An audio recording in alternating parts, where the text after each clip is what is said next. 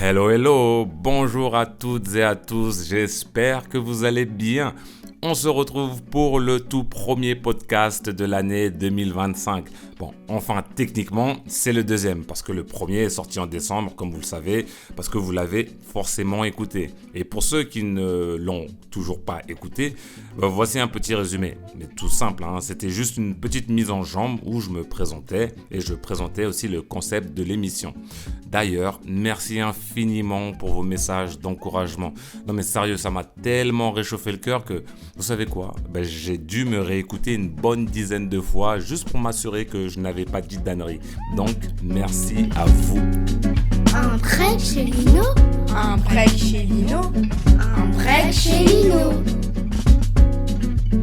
Permettez-moi aussi de vous souhaiter une année 2025 exceptionnelle, pleine de joie, de bonheur, d'audace, mais surtout remplie de ce fameux or noir qu'on commence tous à chercher à partir d'un certain âge. Et puis vous savez, quand on est jeune, on vous souhaite la réussite, le succès, l'argent, la totale et tout ça, et patati et patata. Mais là, en 2025, bizarrement, j'ai jamais autant vu passer de messages du style bonne année, bonne santé et surtout la santé. Et encore la santé. Mais rien que la santé. À croire que le reste, on a tout oublié.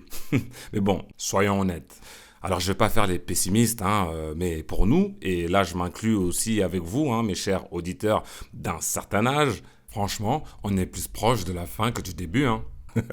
Bon, je sais que ça va pas faire rire certaines personnes. Mais bon, revenons à nos moutons. Alors, je parlais de cet or noir qui n'est hélas pas l'argent, bien qu'il en faut pour vivre. Nous ne vivons pas dans un monde de bisounours, un monde féerique. Je parle de la santé. Parce que sans la santé, comment fera-t-on pour claquer toute cette oseille? Dixit le poète des rues, Booba. Alors, je vous souhaite une santé à toute épreuve et bien sûr un supplément d'amour, de gloire et de beauté et de poulet fumé. Désolé, alors là je sens un peu le poulet là depuis tout à l'heure là, parce qu'en fait je viens d'en cuisiner un pendant 1 heure et franchement, si vous avez le temps, un jour, il faudra que vous puissiez passer à la maison, goûter le fameux poulet façon Lino. Et bon, je sais que j'ai des amis végés qui m'écoutent, mais pour mes amis végés, pas de panique. Moi, j'ai toujours quelques branches et des feuilles bien vertes qui traînent au fond de mon jardin. Et bien évidemment, comme je suis un cuisinier hors pair, on trouvera bien un moyen de vous régaler, donc pas de panique. Côté résolution, franchement, zéro. En fait, je n'arrive plus du tout à adhérer au concept. Pourquoi? Parce que, voyez-vous, il y a ce côté pragmatique en moi qui pense qu'on devrait faire un bilan chaque jour, chaque soir. Du type, si je fais une boulette ou que mon attitude laisse à désirer, j'attends pas le 31 décembre pour rectifier le tir. Et si certains trouvent ça usant, ce que je peux comprendre, moi, je réponds pas du tout. Parce que, d'abord, je ne m'inflige pas 50 façons de vivre. Juste une seule me suffit. Et je l'affine au fil du temps. Donc, 2025, pas de grande résolution pour moi. Juste continuer à devenir une meilleure version de moi-même. Et croyez-moi, ce n'est déjà pas une mince affaire. Bon, ok, j'ai peut-être une petite résolution qui traîne sous le coude. C'est celle de me mettre enfin au piano. Mais bon, entre nous, il faudrait déjà que je puisse me dégager un peu de temps. Et puis à ce rythme-là, je vais finir par ne plus bosser du tout. Juste vivre d'amour et d'eau fraîche. Quoique, j'avoue, c'est un peu mon objectif de vie. Allez, on met les pieds dans le plat. Commençons par le début, par le commencement, la genèse. Alors attention, Bicarrefour, oui, je suis bilingue, merci de le remarquer. Si vous avez écouté mon premier podcast de présentation, vous allez mieux vous y retrouver dans la chronologie des histoires que je vais vous raconter. Donc, si vous ne l'avez pas encore écouté, faites-le sérieusement pendant vos tâches ménagères redondantes, vos trajets en voiture ou entre deux rames dans les transports en commun. Mettez-le dans les oreilles et laissez ma voix vous transporter. Oui, cette voix pour pub de gel douche à l'extrait de Jojoba. Est-ce que vous sentez cette senteur? Alors moi, je sais pas, mais depuis tout à l'heure, je sens le poulet, là, ça commence un peu à m'énerver. Bref, et si on abordait le thème d'aujourd'hui? Comme l'indique le titre, on va parler d'un sujet que personne n'aime trop aborder, et ce, surtout en début d'année, qui est l'échec. Tadam! Alors, bon, c'est un mot un peu tabou qu'on préfère planquer sous le tapis pendant qu'on s'égosille à souhaiter la réussite à tout va. J'ai donc trouvé judicieux de décortiquer ce mot. Alors désolé, je suis encore sur mon poulet, ou d'écailler cette situation, ou d'éplucher ce sentiment. Et là, je pense aux crevettes que je vais mariner demain. Alors comme je vous l'ai dit dans l'épisode précédent, je vais m'appuyer sur mes propres expériences pour traiter ce sujet. Avant de plonger dans mon récit, petite précision, ce podcast n'a rien d'un guide de motivation ou de développement personnel ou je ne sais quoi. Non, je ne suis pas là pour vous vendre des tips magiques ou une méthode miracle vers la réussite. Bon, même si, allez, il pourrait s'en rapprocher, je le concède. Non, ici c'est juste moi, Rodrigue Lino, qui partage en toute humilité mes glorieux ratés. Et Dieu seul sait qu'il y en a eu des tonnes. Mais voilà, avec un peu de recul, ces échecs m'ont appris des choses essentielles. Déjà, échouer n'a jamais tué. La preuve, je suis là en train de vous parler. Et ensuite, il est temps qu'on en finisse avec ces foutues croyances limitantes. Alors, pas pour révolutionner nos vies, loin de là, mais au moins, ne serait-ce que pour avancer ce mois-ci. Bon, allez, jusqu'à fin février. Et pourquoi pas toute l'année. Allez, sans transition aucune. Alors, plus jeune, fallait croire que Dame Nature avait une dent contre moi. J'étais élancé au possible, avec la peau sur les os. Rien ne laissait présager une quelconque métamorphose physique. Juste là, pour vous situer un peu mes surnoms de l'époque, Coton-tige, Papa Longue-Jambe, bref, je préfère m'arrêter là, c'est bon, vous avez l'image. J'étais tellement maigre que je devais porter des joggings sous mes jeans pour donner l'illusion d'un semblant de forme. Juste histoire de faire croire que j'avais des fesses. Mais bon, avouons-le, on l'a tous fait à une époque. Et pour ma défense, je n'étais pas l'inventeur de ce stratagème. D'ailleurs, s'il y a des lascars qui m'écoutent, je pense que ça doit vous évoquer certains souvenirs. Loin de moi l'idée de m'étaler sur mes prouesses physiques de l'époque, mais si je vous raconte tout ça, c'est parce que ce long corps d'asperges m'a donné du fil à retordre lors de mes débuts dans la danse, contrairement à mes potes qui, eux, avaient un centre de gravité bien plus bas, bien plus compact que le mien. Moi, j'avais juste l'impression de lutter contre mon corps et c'était un défi ambulant. En 1996, une petite année après mes premiers pas dans le breakdance, j'ai participé à mon tout premier concours de danse organisé par une association du quartier. Alors à l'époque, fallait savoir que les occasions de montrer ce que l'on valait étaient rares. Nous-mêmes, on s'entraînait pour que ce jour arrive. On s'entraînait dans les halls d'escalier, sur des bouts de carton laissés par les anciens après les avoir fumés lors de leurs entraînements. Bref, ce soir-là, c'était ma chance. J'avais envie de montrer à tout le monde, mais surtout à moi-même, que je méritais le titre de breakdancer. Et c'était un samedi soir. Toute la faune locale était là. Les bandits de la ville, les premiers danseurs de l'époque, entourés de leurs potes et des nanas du quartier. L'ambiance était juste électrique. Et avec du recul, j'ai compris pourquoi.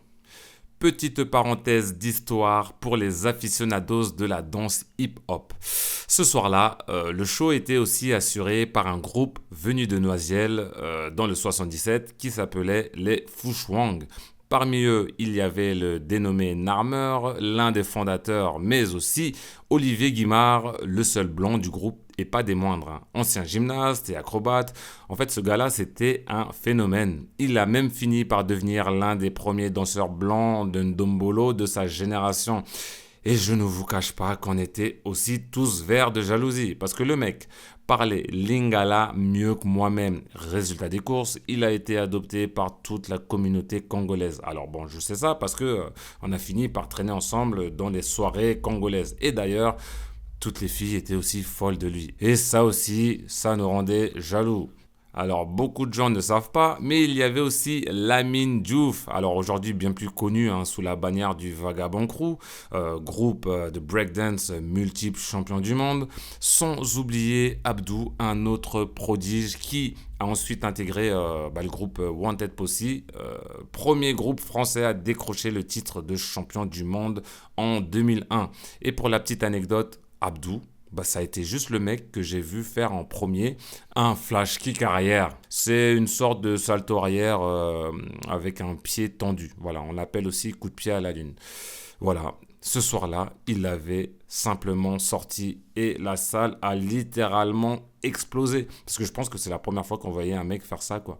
Le niveau de danse était tellement élevé que même les Meldois, habitants de Meaux, jaloux et un brin envieux, n'ont eu d'autre choix que d'applaudir leurs rivaux et surtout de les laisser rentrer à la gare sains et saufs. Parce que, bon, vous savez, dans ce cas-là, la jalousie peut être un vilain défaut. Parenthèse fermée. Revenons à mon histoire. Alors ce soir-là, on était 4 ou 5 à passer chacun à notre tour sur une musique. Quand mon moment est arrivé, j'ai eu un bug monumental. J'étais pétrifié, tétanisé. C'est-à-dire que mon cerveau avait complètement débranché. Comme si tu appuyais sur on-off, tu vois. Ça fait que mes mouvements ne suivaient plus. Je dansais en ralenti. Figurez-vous que j'entendais même des rires au fond de la salle. Et ça a été traumatisant parce que je m'en souviens encore. Bon, maintenant c'est passé. Je m'amuse à vous raconter cette histoire. Un de mes grands frères, figure emblématique du breakdance local à l'époque, était là. Et lui, je le voyais gesticuler comme un fou dans la salle. Alors, je comprenais pas pourquoi, parce que moi j'étais aveuglé par la lumière, quoi. Plus tard, un mec de mon bâtiment m'a confié qu'il me criait simplement de descendre de la scène parce que ses potes se payaient sa tête. Donc mon frérot, que je tairai le nom, mais tu te reconnaîtras, merci pour le soutien. Bref, ma première tentative dans l'univers de la danse a été un véritable désastre. Pour couronner le tout, c'est un gars de mon quartier voisin qui a remporté le concours. Alors, haut la main parce que le niveau était un peu pété. Ironie du sort, 2 ans plus tard, on faisait partie du même crew. Alal Moradoudi, si tu m'écoutes, bien le bonjour mon ami. Il n'y a rien de plus difficile que de débuter sa passion avec une épine dans le pied. Dédicace à Cédric Doumbé. Et vous savez quoi? Les grands du quartier, au lieu de me soutenir, ils s'amusaient à me vanner à chaque fois qu'ils me voyaient danser. Et franchement, je trouvais ça injuste. Parce que je me disais qu'ils n'avaient pas le droit. Moi, j'étais petit. Et on ne se moque pas des petits qui essayent. Franchement, ils auraient dû me soutenir au lieu de me descendre. Mais bon, là, je fais la victime devant vous. Mais en vrai, la chanson, on la connaît. Dans le quartier, quand tu fautes, on t'attrape et on te le fait savoir par tous les moyens. On te charrie, on te vanne, parfois jusqu'aux larmes. Bon, vous savez, les victimes deviennent souvent les bourreaux et moi-même, j'ai été, hélas, bourreau. J'étais devenu le champion du monde de la vanne à mon tour. Alors, je ne sais pas si je suis le seul à penser à cela, mais il me semble tout de même que ce sont souvent nos proches qui nous font le plus souffrir. Ah, les joies de l'amour à la dure. Bon, moi j'ai encaissé, j'ai pris des coups comme un grand, en me disant simplement la prochaine fois je ferai mieux. Moi je ne pouvais pas me fustiger pour cette situation, j'étais encore jeune, j'avais tout à apprendre et surtout il me fallait accumuler de l'expérience pour me bâtir une solide carapace. J'ai donc choisi de me donner une nouvelle chance parce que je sentais que j'avais une marge de progression. Bon, de toute façon, qu'on se dise, le breakdance, ce n'était clairement pas inné chez moi. Du coup, ce que d'autres auraient qualifié d'échec, c'était pour moi une simple marche loupée. Et lorsqu'on loupe une marche, on se relève, on évalue les dégâts et puis on attaque la marche suivante avec prudence. Il faut dire aussi que ce sont souvent les jugements des autres qui créent également nos souffrances. Alors heureusement pour moi que je n'attendais pas grand-chose de ce concours, sinon ma déception aurait été bien plus grande. Encore une petite leçon stoïcienne, moins tu n'as d'attente, moins tu souffres. En vérité, je voulais juste montrer à tout mon quartier que j'avais progressé et qu'il pouvait compter aussi sur moi. Mais manque de peau, le scénario avait une petite coquille. Mais plus tard, j'aurai le final cut. Un autre exemple, toujours dans la danse. Voici une histoire que très peu de gens connaissent. Et très honnêtement, j'aurais pu en faire un sketch. Alors, avant de monter mon premier boss band en salsa hip-hop, j'avais l'ingénieuse idée de monter un duo. Alors, ne me demandez pas le nom du groupe parce que ma mémoire a fait le tri et ça remonte à bien longtemps. En 2012, j'avais sorti ma première vidéo en fusion. C'était un mélange de breakdance et de top rocking et de pas de suelta salsa.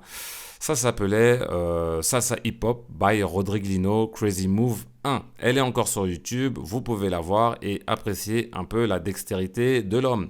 Bref, la vidéo avait été bien accueillie. J'avais même écrit à l'époque un article qui était sur le blog de ma web TV qui s'appelait Movie TV, comme je vous l'avais dit lors de mon premier podcast, si vous l'avez écouté, où j'expliquais la corrélation entre ces deux cultures, notamment d'un point de vue musical. Un mois plus tard, dû au succès de ma vidéo, on me contacte pour faire un solo dans un festival qui se trouvait à l'époque à Cergy. Et je crois d'ailleurs qu'il s'appelait justement le Festival Latino. Il me semble que c'était l'un des tout premiers festivals du genre en Île-de-France. Alors moi j'étais ravi, c'était mon rêve de me produire en festival. Sauf que là, je ne voulais pas performer en solo. Mon objectif était plutôt de présenter cette nouvelle formule, mon duo. Alors avec mon binôme, on s'est donné corps et âme pour préparer notre prestation. On s'entraînait sans relâche, souvent dans des salles de banlieue reculée parce qu'on était en galère d'espace. Mais en tout cas, on était chaud comme la braise. Alors, le grand jour arrive. Il me semble qu'on ouvre le bal parce que comme on n'était pas connu, c'est un peu la coutume. La musique démarre. Et là, on met toute notre vie dans la danse. J'ai sorti mes plus belles figures de l'époque, histoire de bien représenter notre concept de fusion. Je glisse au sol, hop, je tourne sur la tête, je me lève, mambo, mon pote, tac, on se fait des passes. Bref, le show se termine. Et là, un silence total, un silence de mort, tellement j'entends une fille tousser au fond de la salle. C'était grave, franchement, oh là là, je m'en rappellerai comme si c'était hier. Bon, moi j'ai une mémoire d'éléphant quand même, surtout pour ces choses-là. À un moment donné, 2 maigres applaudissements retentissent. C'était ceux de ma femme et ceux de la copine de mon pote. Même le présentateur, il semblait être sonné. Et franchement, pour être honnête avec vous, je le comprends.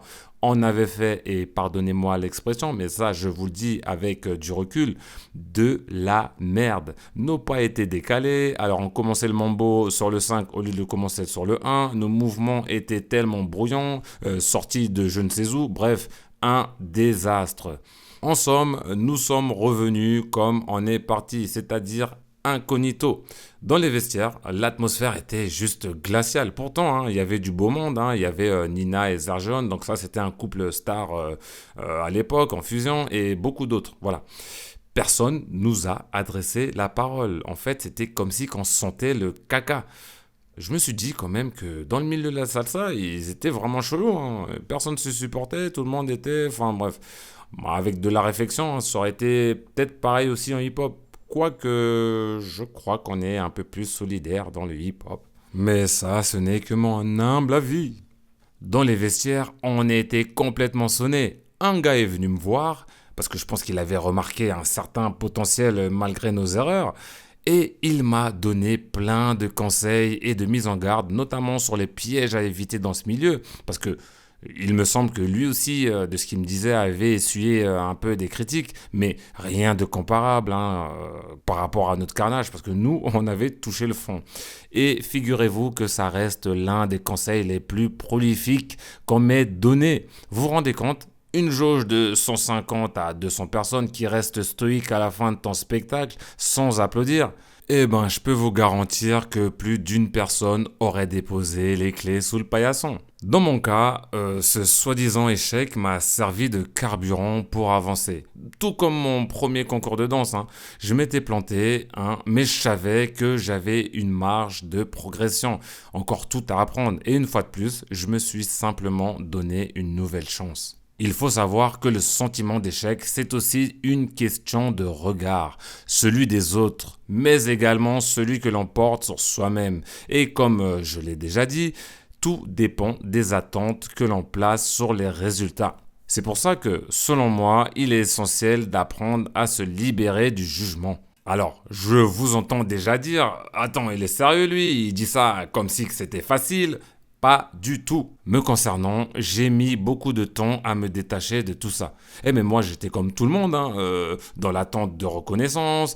J'espérais qu'on me dise « Bravo Rodrigue, bien joué Rodrigue, waouh, on mise sur toi ». Bon, Et puis là, vous allez me demander, ok, d'accord, t'es gentil, mais qu'en est-il du besoin d'estime? On est obligé de passer par là. Besoin d'appartenance, de reconnaissance, et tiens, tant qu'à faire, toute cette bonne vieille pyramide de Maslow.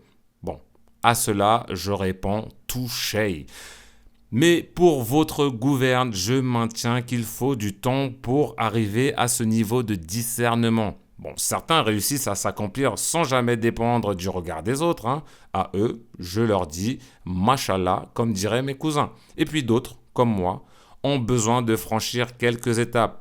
Commencer par s'établir, accomplir certaines choses, recevoir une validation extérieure, et ce n'est qu'ensuite qu'on peut s'affranchir du jugement des autres et continuer son chemin en solitaire.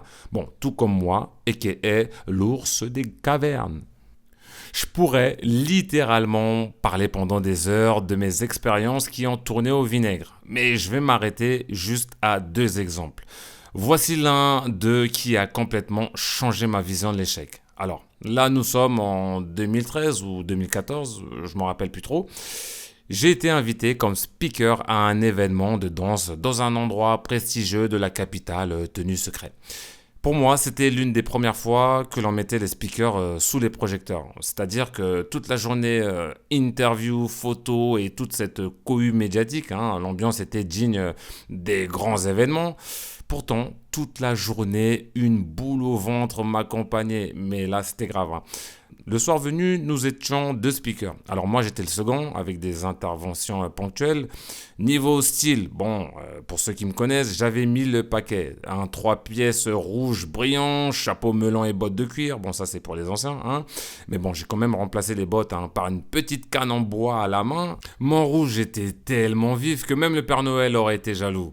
Bon, et puis permettez-moi de vous le dire, hein, je suis quand même le premier speaker à avoir commencé à me vêtir de manière élégante en battle, notamment avec plusieurs personnages, hein, des pimps, des personnages vintage, des super-héros en slip, et tout passait crème à chaque fois. Bref, j'étais tellement à fond que même mon binôme sentait que je lui volais la vedette, mais en vérité, j'étais mort de stress. Mon collègue, lui, gérait les battles, tandis que moi, je présentais les spectacles. Lors de ma 2e intervention, j'ai eu un trou noir. Voilà, j'avais perdu le fil de mes notes. Tout s'était arrêté. Je regardais les gens pétrifiés et eux-mêmes d'ailleurs semblaient sentir ma détresse. Jusqu'à ce que mon regard croise celui d'un pote. Je l'ai vu articuler la réponse que je cherchais. Et en 1 seconde, il m'a libéré de mon angoisse. Le spectacle s'est terminé, on est passé à la soirée, ça buvait des coups.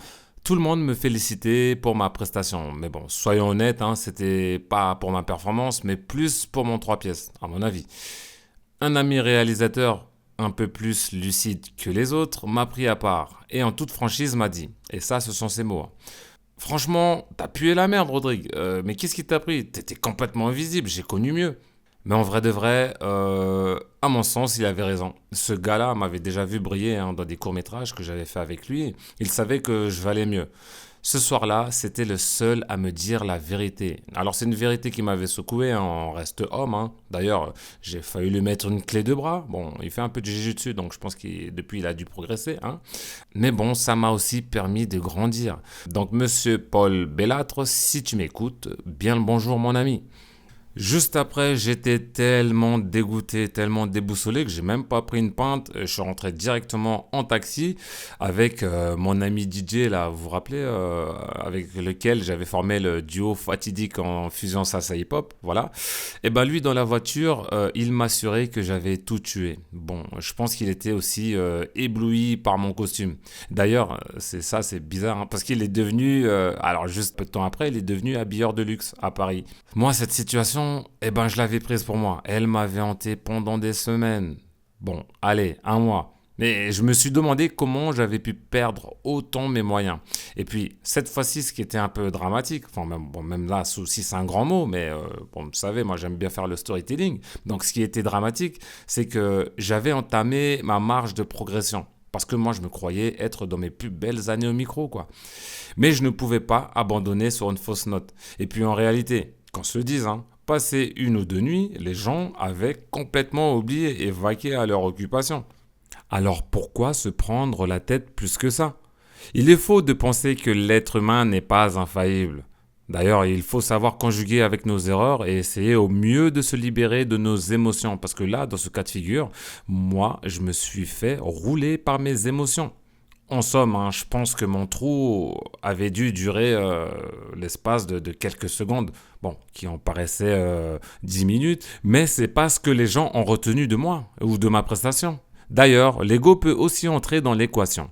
Exemple, moi, banlieusard, j'ai découvert la montagne hyper tard. Le ski, l'école de montagne à vélo, la marche et tout ça grâce à mes beaux-parents que j'embrasse chaleureusement.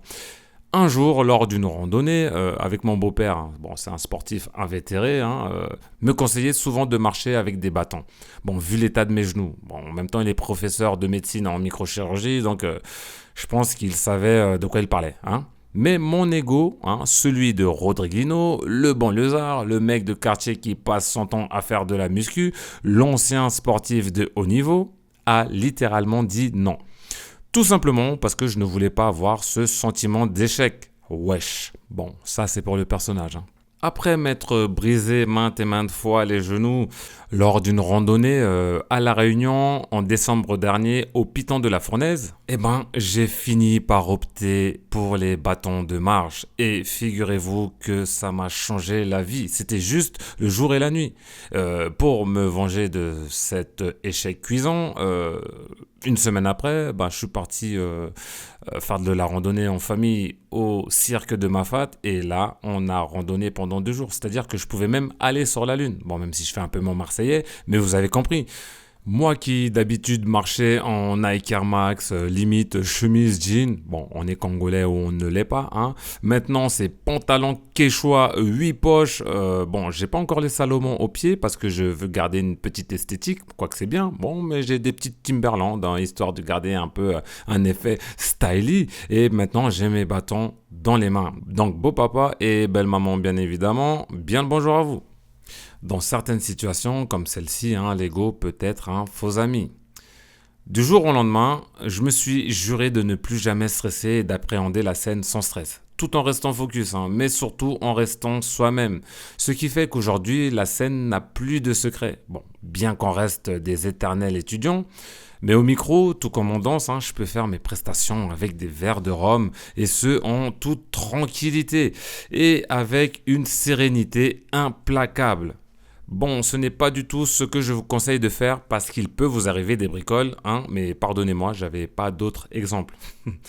C'est pourquoi, tout au long de ma carrière, au lieu de me morfondre et de m'apitoyer sur mon sort lors de mes dites situations d'échec, je me suis toujours donné une chance car je sentais que j'avais juste loupé la marche et non dégringolé l'escalier entier.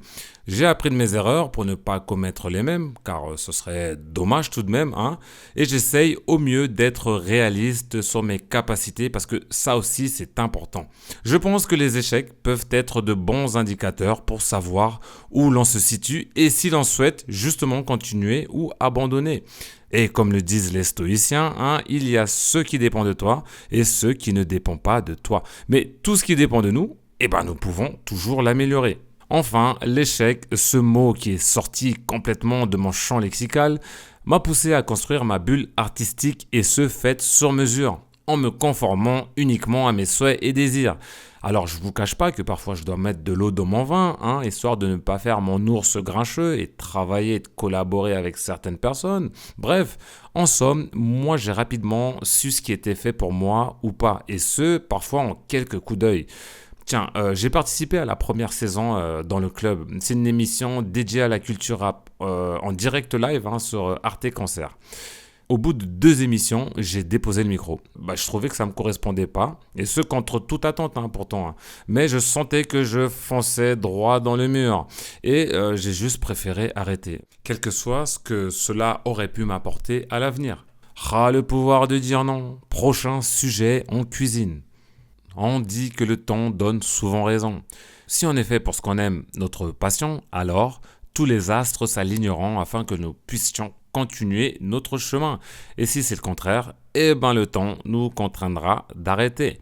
Au risque de me répéter une énième fois, je pense que ma condition sociale, celle d'avoir grandi dans une zone concentrationnaire, alors là je reprends juste le terme de notre très cher MC Solar, le ghetto, la jungle urbaine, appelez ça comme vous voulez, m'a conditionné. Parce que quand tu as connu le -1 dans l'échelle sociale, il n'y a presque plus rien qui peut t'atteindre, encore moins une marche loupée. Les compétitions de breakdance m'ont aussi appris à nuancer ce mot-là, échec. Bien qu'à l'époque, avec mon groupe Fantastic Armada, nos défaites se comptaient sur les doigts de la main. Bon, parce qu'on était un peu bon quand même, mais lorsque nous perdions, parce qu'il nous arrivait quand même de perdre, on passait pas notre temps à refaire le match ou encore à insulter le jury.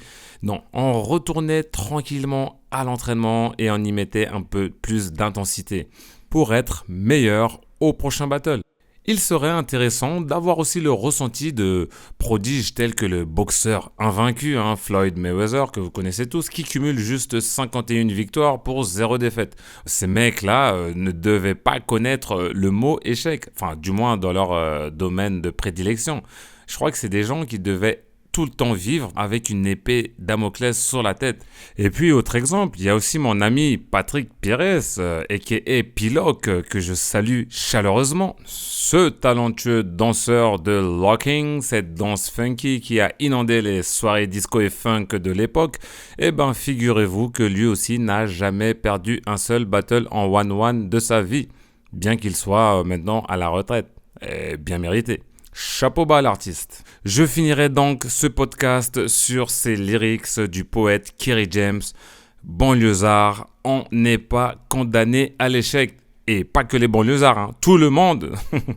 Merci de m'avoir écouté en espérant que cela vous ait plu. Et surtout, gardez en tête que ce sont nos sentiments qui nous conditionnent à l'échec. Parce que nos sentiments, lorsqu'ils ne sont pas maîtrisés, peuvent effectivement influencer nos comportements et nous amener à douter ou à échouer. Et puis, comme les exemples que je vous ai donnés, les sentiments ne sont pas forcément mauvais en soi. Ils peuvent être aussi une force motrice si on les utilise de manière constructive. Voilà. Et n'hésitez pas à liker, à partager, à mettre des petites étoiles si cela vous a plu. C'était Rodrigue Lino, a.k.a. Lino El Maestro, pour un break chez Lino. Un break chez Lino. Un break chez Lino. Un break chez Lino.